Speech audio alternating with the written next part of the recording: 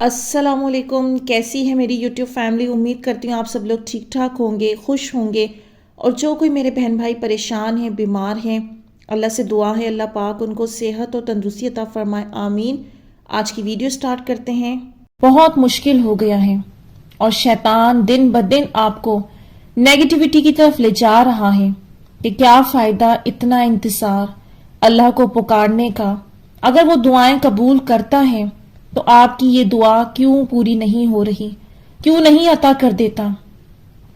یہ خیال دن بدن وہ آپ کے اندر ڈال ڈال کر آپ کو تھکا رہا ہے، نڈھال کر رہا ہے، اور آپ خود سے سوچنے لگے ہیں کہ یہ تو اب بہت ناممکن ہے، بہت ناممکن ہے کہ یہ دعا پوری ہو، کیونکہ آپ اسے اپنی نگاہ اور اپنی عقل سے سوچ رہے ہیں۔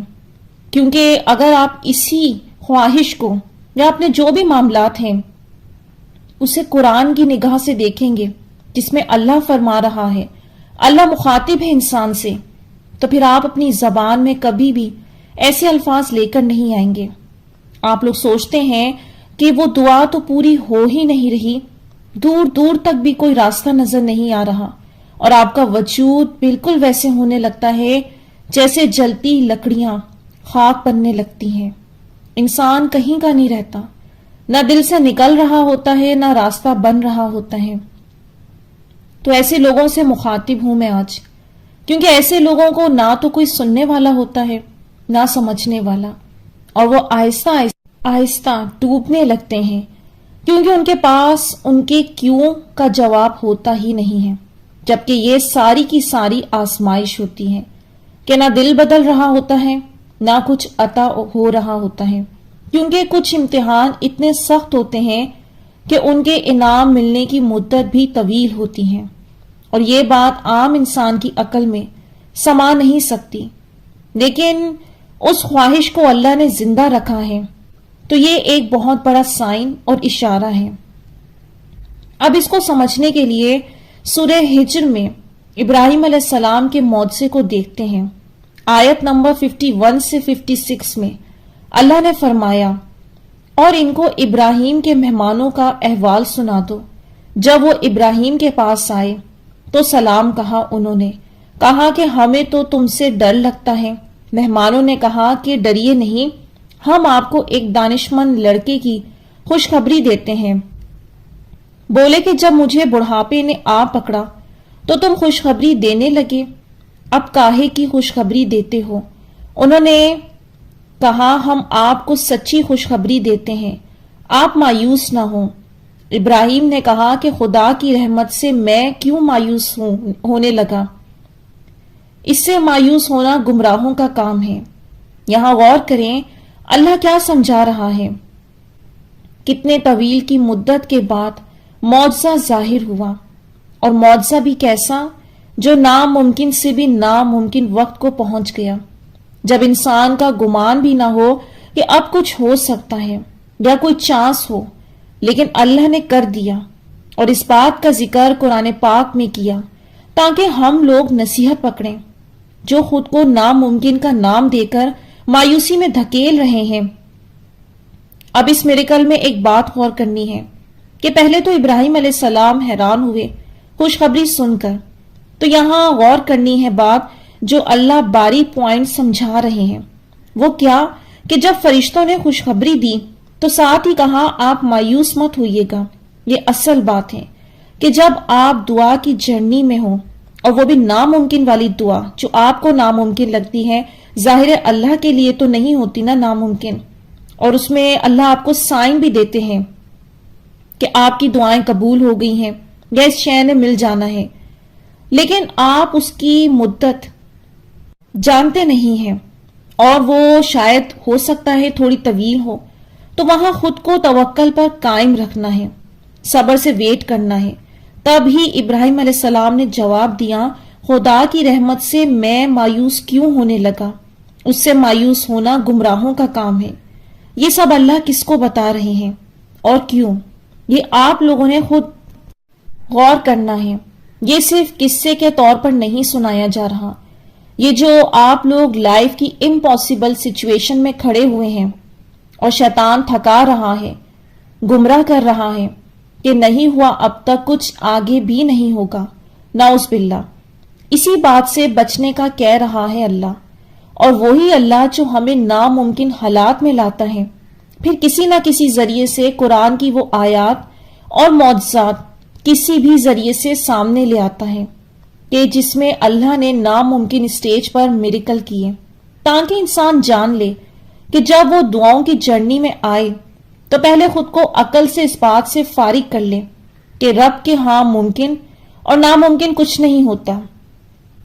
اس سے تو بس بلائنڈ ہو کر مانگا جاتا ہے کہ وہ دینے کی قدرت رکھتا ہے، اور میں نے تب تک مانگتے رہنا ہے جب تک عطا نہیں ہو جاتا، کیونکہ ایسا وہ چاہتا ہے کہ مسلسل امید رکھے بندہ مجھ سے۔ سورہ زلزلہ کی آیت نمبر 7 میں اللہ فرما رہا ہے، تو جس نے ذرہ بھر نیکی کی ہوگی وہ اسے دیکھ لے گا۔ تو اللہ کی نگاہ میں سب کچھ ہے۔ ایک بہن نے کمنٹ کیا کہ وہ درود، نماز، تہجد سب کچھ کرتی ہیں، لیکن ان کے حالات جوں کے توں ہیں۔ تو دیکھیں، پہلے تو سب لوگ یہ سمجھ لیں کہ غلطی سے بھی یہ نہیں سوچنا کہ ہم اتنی عبادت کرتے ہیں اور کچھ ہو ہی نہیں رہا، کیونکہ یہ چیز آپ کو سمجھیں پھنسوا دے گی، مروا دے گی۔ آپ ساری زندگی پھنسے رہیں گے، کیونکہ اللہ دیکھے گا کہ یہ بندہ سودا کر رہا ہے کہ اتنا پڑھ لیا اب یہ عطا ہو جائے، جبکہ یہ غلط کانسیپٹ ہے۔ عبادت تو رب کو راضی کرنے کے لیے کی جاتی ہے، روح کی پاکیزگی کے لیے، گناہوں سے بچنے کے لیے، کیونکہ آپ کو جو عطا ہونا ہے وہ اللہ کی رحمت سے ہونا ہے۔ اور پیدا ہونے سے اب تک کتنا رزق پیٹ میں چلا گیا، کیا وہ عبادتوں سے لیا تھا آپ نے؟ کوئی حساب ہے اس کا؟ ان لمیٹڈ۔ وہ تو ہم سے حساب کبھی لیتا ہی نہیں، تو پھر ہم کیوں ذرا سی عبادت کر کے حساب کتاب شروع کر دیتے ہیں؟ عبادت تو رب سے جڑنے کا نام ہے، اس سے تعلق قائم رکھنے کا نام ہے، اس کی اطاعت، شکر کا نام ہے۔ اگر اس کے بدلے ملنے لگتا تو ہم یہ قرض کبھی بھی چکا ہی نہ پاتے۔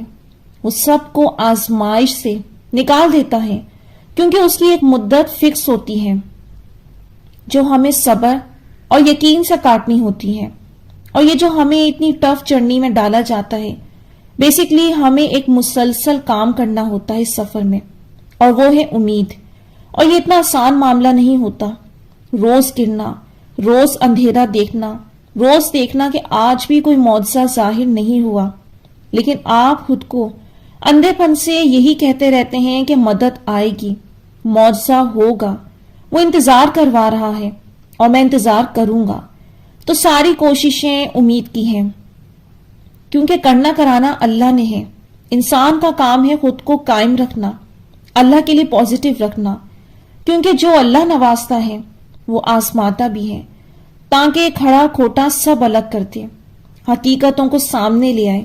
ایسے میں جب ہم ارادہ کر ہی لیں یہ سن کر کہ تہجد سے سب کچھ مل جاتا ہے اور کن فیکن کا معاملہ ہو جاتا ہے، اور اس سے سب دعائیں قبول ہو جاتی ہیں اور اس کا آغاز کر لیتے ہیں، تو وہ اللہ آپ کے اس بلیف کا ٹیسٹ لے گا جو آپ نے تہجد اسٹارٹ کی۔ آپ کی نیت کتنی سچی اور خالص ہے؟ کیا یہ دعووں کی حد تک بات ہے، یا یہ بار بار کی ناکامیوں کے بعد بھی بیٹھا رہے گا؟